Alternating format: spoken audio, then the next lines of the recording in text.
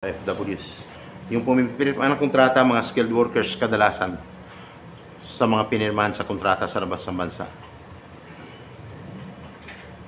Sa sobrang tuwa, gumastos ng malaki pag-alis ng Pilipinas. Nagbayad ng malaking halaga kasi inupiran, no? Ng ganito ang sahod. Sinabi lang, magkano gusto mo? Ito. O sige.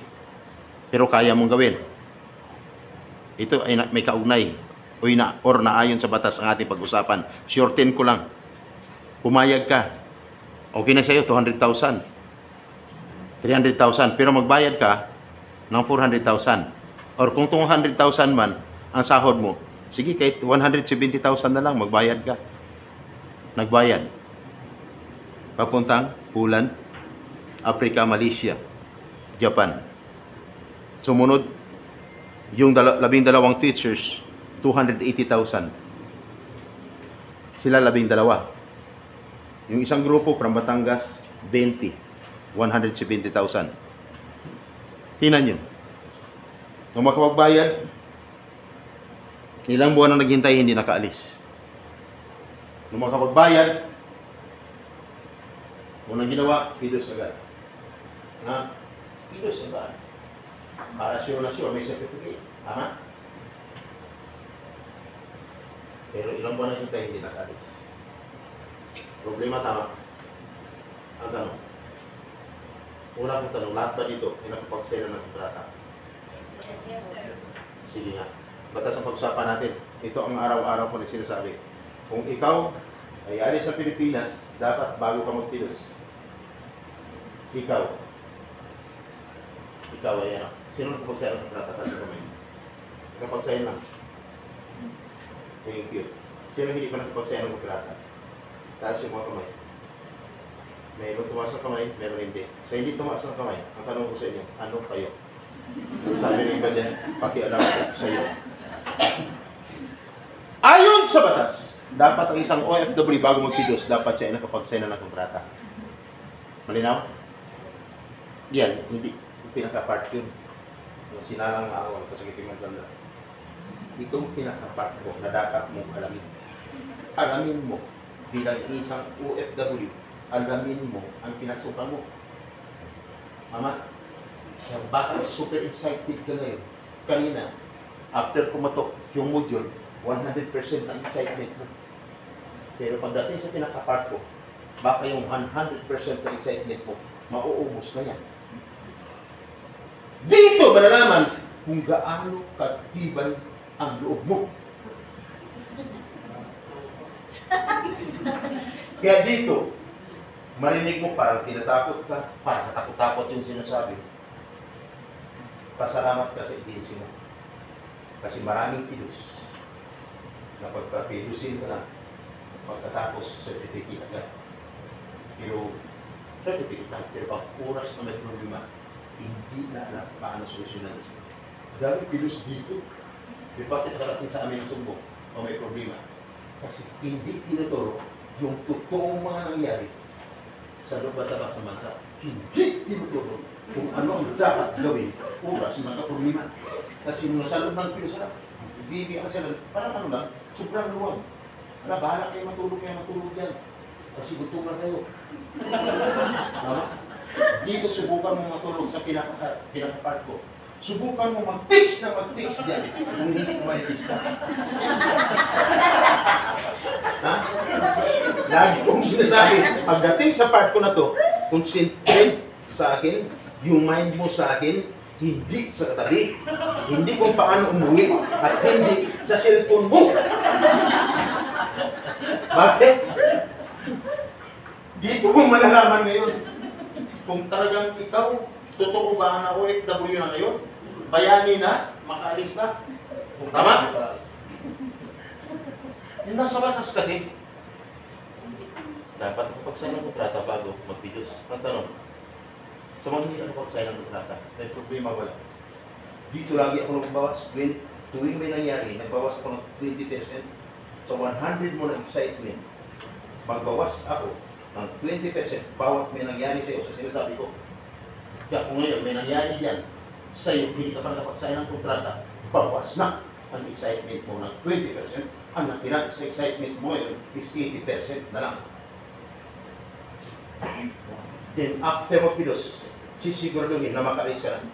Kasi nasa batas. Ang isang OFW, puro batas to ha, ang isang OFW, mula mag-apply at abisan, dapat 60 to 90 days prior, ibig sabihin 2 hanggang 3 buwan, dapat nakaalis na siya sa Pilipinas, dapat kumikita na siya ngayon sa labas ng bansa, at dapat wala na siya sa kanyang inuupuan dyan ngayon. Sabi niya, akala namin tapos ng pigos namin, mayroon pa pala kaming maririnig na ganito. Opo, mayroon pa. Inopen ko lang ang mind ninyo para hindi kayo maging super excited pagkatapos pagsak na naman pala ang pangarap mo. Kung nangyari sa'yo, hindi ka pa nakaalis, 10 months na, nandito ka pa rin, another 20%. Ang ibabawas ko kung natira is 60% na lang. Sabi ni iba dyan, oo nga, ako nga nandito pa rin. At dapat, bakit ka kailangan makaalis? Kasi hindi ka lang nakapag-produce, nakapag-sign ng kontrata, pag nakapagbayad ng placement fee. Pag nagbayad ka ng placement fee, ang salary mo is 20,000, magkano dapat ang maging placement fee? Magkano? Dapat equivalent of 1 month salary is abroad. Ngayon mo lang ito narinig mo. Kasi wala ko dati nung mag-produce ka. Okay? Dapat! Natumbas ng isang buwang sa akin ang placement fee mo. Sabi ng iba, bakit kami? Sobrang laki. Kaya kadalasan, pagdating sa part na to, mayroon talagang lalabas. Hindi sa akin nagpapaalam. Akala kong magsisingar na. Yung pala tatawag na doon sa nag-request sa kanya. Ma'am, bakit ginawa niyo sa amin? May alam pa kayong papilos-pilos? Wala pang pinirmang kontrata. At least, alam mo na ngayon. Diba? Sobrang pansya yung kumpiyansa. At dapat, magbawas na ba? No? Hindi pa? Magbawas na? Pagbawas na. At dapat, pag nagbayad, saan lugar? Sa Jollibee? Sa Chowking? Sa McDo? Sa Max Mall? Hotel o restaurant? Ito na, may nakita na ako. Last year, 2020, puro sila Australia, sir. Alam mo saan nagbayad? Sa Jollibee. Dapat sa loob ng agency. Itong huli, yung picture, at saka yung labing dalawa, at saka yung papuntang Poland, Malaysia, Africa. Saan nagbayad? Sa Gcash. Nakakalong ko. Sabi ko sana, noon pa lang sana nakarating sa akin. Nung hindi adults na nakarating sa akin, nabawi ko sana pera. Ingat dapat sa loob ng agency, ha? Loob ng agency. Ilang sila mo 150 last year, 2006. Kaya nila lang bumiktima. Seaman at saka si Perez at saka mga nurses, nila ang opportunity pa kung nagbayad ng 150,000 each. No? Alam yung agency, hindi naman talaga agency. Travel consultancy. Magaling pang Kernel. Sabi ni Kernel, I am Ariel Kernel. Sabi mo Kernel, I am a columnist, a reporter. Paano ako pwede? Balik ko naman. Hindi niya balik. Talbuso siya. Sir, kahit anong mong paliwanag ko sa akin, tatlo na magturo sa iyo. Paliwanag ko sa akin, hindi mas mamamalit sa narilas sa ibigay. Paliwanag ko sa akin, dali natin yung complainants. 150 yan. Sir, after mong paliwanag, sisiguraduhin ko siya, hindi na kayo makauwi ng bahay. May iwan kayo ng isis mo. Bakit? Malaking. Ilabag mo na batas. Napakabigat. Dapat, pag nagbayad, mayroon pang resibo. No? Resibo. Sabi ni Bahan, resibo. Bakit kami wala? So another 20% ang ibabawas ko.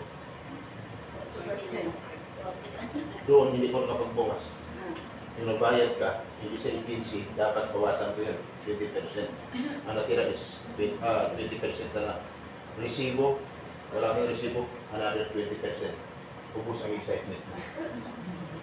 Ang tanong, kung nangyari sa'yo, tuloy ka pa ba o hindi na?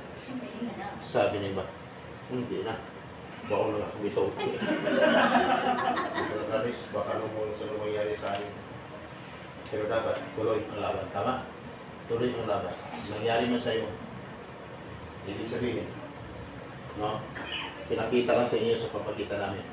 That is a violation of Republic Act 8042 of Anti-Illegal Recruitment for 10022 as amended of Anti-Human Trafficking Violation. Habang buhay na pagkatitado. Kaya, Mr. Sam, bakit alam mo? Kasi yan ang trabaho ko. Mula noon hanggang ngayon. Wala kang balak mag-abroad. Noon, ako'y nasa servisyo na. No? Nasa servisyo na. Dalawang dekada na. Kaya kung may narinig kayo noon, no, mga year 2000, pag narinig mo sa extra, pag sinabi mula sa salon-salon Makati, ito si Babater 141 Kadugurat, simpila na may tulong lakas, 50,000 watts, TWIC, sa isang radio, after may balita, may paliwanag, lahat ng pangyayari. Pag dating sa extra, pag sinabi, mula sa salon Manila, ito ang RH News sa Mira Rosa ang naglilingkod sa pagbabalita. Ako rin po yan. Sa isang dyaryo, ako si Kagapay natin. Sa isang dyaryo, ako si Latigo ng Bayan. Kaya ako nandito. Natapos man ako doon, no? Lumaylo man ako na doon. Doon na sa istasyon at sa highway, ipinagpatuloy ko ang aking YouTube channel, ang Kaagapay ECTV. No? Kaya lahat ng mga kwento, hindi ko pa nagkwento sa iyo. Umpisa niyo sa simula, nung mag-upload ako, makikita niyo doon kung totoong sinasabi ko. No? At para malaman niyo kung fake news ba talaga ang sinasabi ko, hindi. Kaya para malaman niyo na hindi fake news ang sinasabi ko dito. April, ano ngayon? 20? 25 na, 24, 25. April 25 na ngayon. I-search niyo sa YouTube channel. May mga YouTube channel. Dami, di ba? Mahilig ba kayo ng manood ng YouTube channel? I-search niyo sa Kaagapay ECTV. Kaagapay? I-search niyo. Kaagapay SCTV. Pag nakita niyo doon, April 25, no? Pindutin mo. Pag pinindot mo, April 25, nagpidos ka, ang unang makikita mo doon, ang mukha mo. Mukha mo ang makikita mo. Kasi bakit, Mr. Sam? Bukas, lalabas na kayo sa social media. Ayan, yan ang channel ko, ha? Ayan. Ayan. Saglit lang to, kasi para makauwi na kayo. Anong oras, ma'am? 145. 1:45. 1:50 tapusin ko. Okay? 1:50. Mr. Sam, talaga? Yes. O ngayon, tapusin ko na. Kaya ako yung nagbibigay ng number. Bibigay ko sa inyo. No? Bibigay ko sa inyo mamaya. Ang purpose ng number niya, protection just in case. Malinaw? Okay. Kung gaano ka totoo, mga sinasabi ko, paunurin nyo lang sa YouTube channel. No? Pero mas maganda, bago nyo paunurin, i-search nyo muna. No? Pag nakita nyo nakasalagang kulay itim, nakasombrero kulay itim na parang cowboy, i-search nyo. Pag wala kang data, ilista mo lang. No? Yan. Nakita mo. Kung nakita mo, yes. Pag nakita mo, wala kayong ibang gagawin. Kung hindi, i-subscribe mo. Bakit? Ayan. Sama-sama na tayo dyan. Pag nasubscribe mo, laging updated ka sa lahat ng kaganapan sa loob at labas ng bansa kasi in case of emergency. Malinaw? May kaunay buhay o FWs. Tingnan mo dyan. Si Sara Brabagan, nakulong at tinatulang ng kamatayan. Sinong tumulong? Kami dati, kasama ko ang boss ko dati. No? Isang ambasador ng United Arab Emirates. Umuwi siya ng Pilipinas, naging NRC chairman. Ako hindi. Year 2013, sumalang sa politika ang boss ko. Ako hindi. Year 2013, at the same year, humiwalay ako sa boss ko. Yung boss ko ay namatay. Ako, hindi. Okay. Yung dating boss ko, former Ambassador Siniris. No? Kami ang tumulong, hindi lang isa Balabagan, Engineer Jan Aquino, na nakulong din at tinatulang ng kamatayan sa labas ng bansa. Walang ibang tumulong, kami din po ang tumulong. Hindi po walang visa pagkataon na tumatay. Ayos ba? Si Mrs. ko, sino ang tumulong sa tatay niya? Ako rin po, nabayaran ng 750,000 year 2001. Yung tatay ng Mrs. ko, isang retired na general ang boss niya, may anak na congressman. Nag-file ng illegal dismissal, nanalo sa kaso, hindi pa rin binayaran, 2005. Nakarating sa akin ang sumbong, kaya pala hindi nabayaran yung tatay niya. Kasi ang abogado, umumula ng 50 mil, ipinulusa. Kaya tulog ang kaso, 2005, nalaman ko sa NLRC. Inakyat ko, NLRC, Congress, pangatlong inakyat ko, yung Senate of the Philippines. Bakit? Sino ang asawa ng retired na general? Boss ng tatay niya. Isang kilalang senadora matalino at matapang. Walang iba. Miriam Santiago de Benzor. Ang inakyat ko ang Senate, kaya namayaran ng tatay niya sa sobrang tuwa at papasalamat. Libre naman ako serbisyo ko. Ang sabi niya sa akin, Mrs. Sam, ibigay ko na lang sa iyo ang anak ko. Nung binigay niya sa akin, sinabi niya sa akin, sige, seryoso na ako na sumagot sa kanya. Sige tayo, tanggapin ko na lang ang anak ko. Yung anak niya, kahawid mo, ma'am. Parang kahawid mo. Parang ikaw, ma'am. Yan, kahawid mo. Parang Bombay siya. So kami na ngayon. Yan ang totoo kwento ng buhay ko. Kaya kung may problema, huwag mo ito bilhin. Hindi na sa Pilipinas, nangyari sa'yo, hindi ka pa nakapagsayo ng kontrata, baka ginawa rin yung agency mo sa'yo. Advance bidos lang, kasi ayan na ang bawang sa utang, tama? Ngayon, advance bidos, pa rin yung mabasa ng pabalik-balik. After ang pagsayo ng kontrata, sige. Bidos, ayan ang kontrata. Kung sa'yo yung kontrata, flight na. Biktima ka sa labas, illegal development, i-inform ninyo yung agency. No? Inform ninyo yung agency. Pag medyo nahirapan kayo, nandiyan ang number ko mamaya.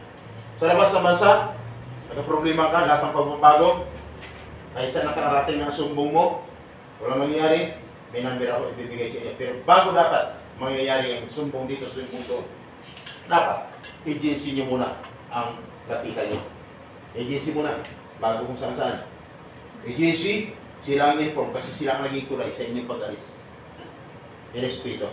Pag walang mangyari, hindi makontakin yung agency, ang number na 0948-0937-0965-135-480, pwede ninyong tawagan. Pag tumawag kayo dyan, sa number na yan, ang makakasagot, kundi, walang iba kundi ako. Pag tumawag ka, hi Mr. Sam, ang sagot ko sa iyo, hello. Di ba? Ayan. Tulog ka man, tulog man ako, walang problema, kahit gabi, pwede niyo akong tawagan, ha? Ako ang kakatok sa inyong pintuan ng inyong agency at makikiusap para ma-solve ang problema sa mabilis na pamamaraan at diplomasya na pamaraan at hindi na maapektuhan. Hindi ikaw, agency mo, bawas sakit sa ulo, pamilya mo, hindi na maapektuhan sa problema. Bakit? Mabilisan na pamaraan at libre pa ang serbisyo. Ayos ba? Ganun lang kasimple. Ayos? So dahil ako'y tapos na, ibibigay ko sa inyong number ko. Ito na number.